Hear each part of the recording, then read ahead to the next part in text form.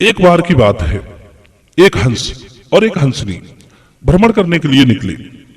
कई सुंदर सुंदर स्थानों को घूमते हुए वे एक सुनसान स्थान पर आ पहुंचे।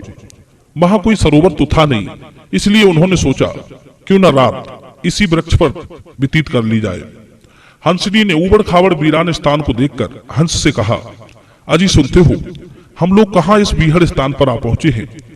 मुझे तो यहाँ डर लग रहा है, कहीं मेरे साथ कोई अनहोनी ना हो जाए। हंस कहने लगा, घबराओ नहीं, बस एक रात की ही तो बात है, सुबह होते ही हम अपने स्थान को चले जाएंगे। हंसनी कहने लगी, महाराज रात तो मैं जैसे तैसे काट लूंगी, परंतु विद्वानों का ऐसा मत है कि इन स्थानों पर एक दिन भी नहीं बसना चाहिए।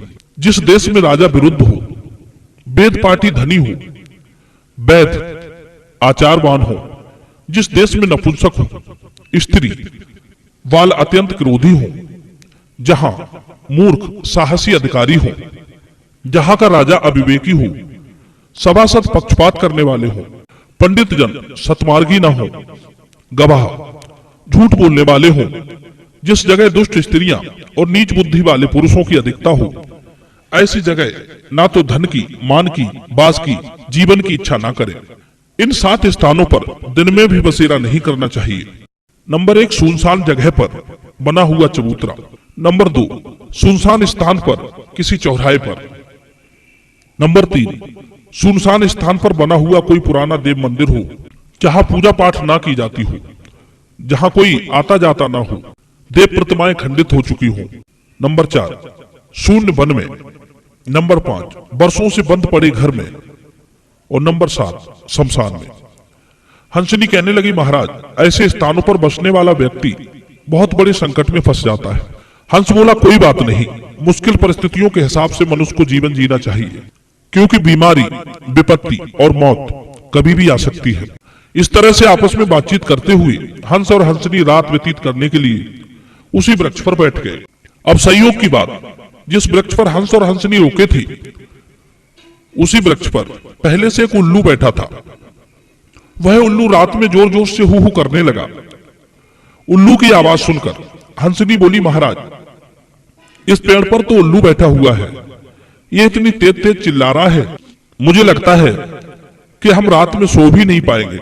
हंस कहने लगा, भगवान रात भर की तो बात है, जैसे भी काट लूं। माता सीता ने तो 1 बरस रावण के यहाँ बिना सोए बिना खाए व्यतीत की थी। हर रोज वो रावण आकर उन्हें धमकाता था, फिर भी वे उससे भयभीत नहीं हुई।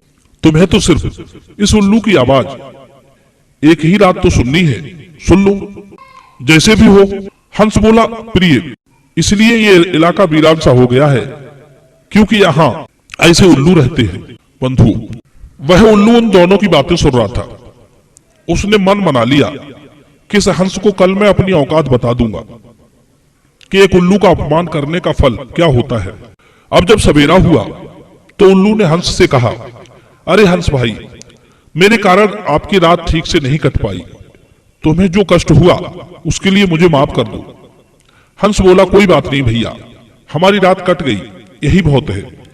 छोटी मोटी तकलीफें तो सबके जीवन में आती ही रहती हैं, उन्हें उन कष्टों से परेशान नहीं होना चाहिए, बल्कि उन्हें सहन करने की आदत भी रखनी चाहिए।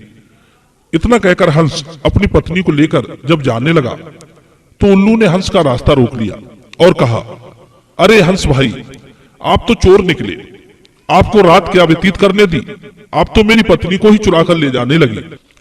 उल्लू की बात सुनकर हंस के होश हवा हो गए। कहने लगा, आपकी पत्नी? पर यह तो मेरी पत्नी है, यह उल्लू की नहीं है, यह हंसनी है।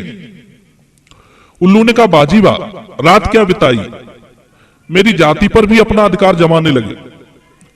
अब तो दोनों में झगड़ा होने लगा, बात बहुत आगे बढ़ गई। उल्लू ने पंचायत बिठा दी, पंच लोग भी आ गए। पंचों में सारे लोग उल्लू ही थे, कोई अन्य पक्षी नहीं था। पंचों ने कहा, अरे भाई, आप लोग किस बात पर झगड़ रहे हो? हंस बोला, महाजनों, ये उल्लू मेरी हंसनी पर जबरदस्ती अपना अधिकार दिखा रहा है, जबकि हंसनी मेरी पत्नी है। उल्लू ने अपना पक्ष रखते हुए कहा कि देखो, ये हंस मेरे घर में घुसकर मेरी पत्नी को ही बहला फुसलाकर अपने साथ लिए जा रहा है, जबकि ये मेरी पत्नी है। बंधु, अब तो उल्लुओं की सभा में हंस को न्याय मिलना असंभव था। उल्लुओं की पंचायत ने सोच विचार कर उल्लू के पक्ष में निर्णय सुना दिया। पंचों ने सोचा कि हंस तो यहां से चला जाएगा, हमारे बीच में ये बेचारा उल्लू ही रहेगा, इसलिए हंस ने उल्लू की ही पत्नी बताकर उसे दे दी गई। बेचारा हंस कुछ भी नहीं कर सका। वो अपनी पत्नी को जाता देख रोने चिल्लाने लगा। हंस को दुखी देखकर उल्लू ने कहा, भैया चिंता ना करो, ये हंसनी आपकी ही पत्नी है। मैंने तो सिर्फ आपको ये बताने की कोशिश की है कि किसी का भी अपमान नहीं करना चाहिए। यदि किसी विपरीत परिस्थिति में फंस भी जाओ तो उसे बिना किसी भय के निकाल देना चाहिए। उस समय मान अपमान की सोचकर दुखी नहीं होना चाहिए। ऐसे लोग हमेशा सुखी रहते हैं जो कठिन से कठिन परिस्थिति आने पर भी अपने धैर्य को संभाल कर रखते हैं।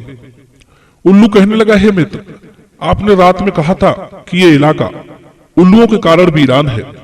हे मित्र, ये इलाका बीहर इसलिए नहीं है कि यहाँ उल्लू रहते हैं। ये जगह सुनसान इसलिए है क्योंकि यहाँ पर ऐसे पंच रहते हैं जो उल्लुओं के हक में ही फैसला सुनाते हैं। बंधुओं, कहानी का तात्पर्य यह है कि नीच व्यक्ति की थोड़ी देर का संग भी आपको हानि पहुंचा सकता है।